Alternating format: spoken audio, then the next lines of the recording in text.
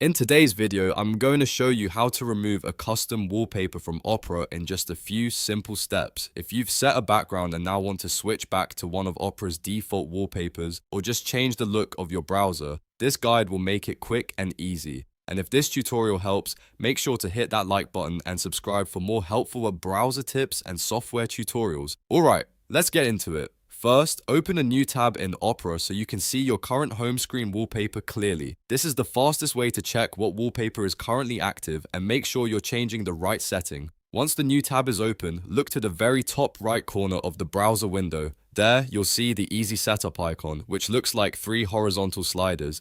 Click that icon to open Opera's Quick Settings panel. Inside this menu, scroll or look down until you find the Wallpapers section. This is where Opera keeps all of its background options, including built-in wallpapers and any custom wallpaper that may currently be selected.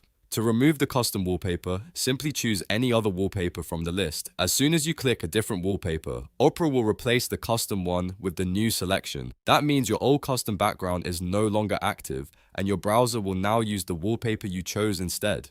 If you want a cleaner look, you can try a default Opera wallpaper. If you want something more personal, you can pick another style that better matches your setup. And that's really all there is to it. In just a few clicks, you've removed the custom wallpaper from Opera and changed your browser background.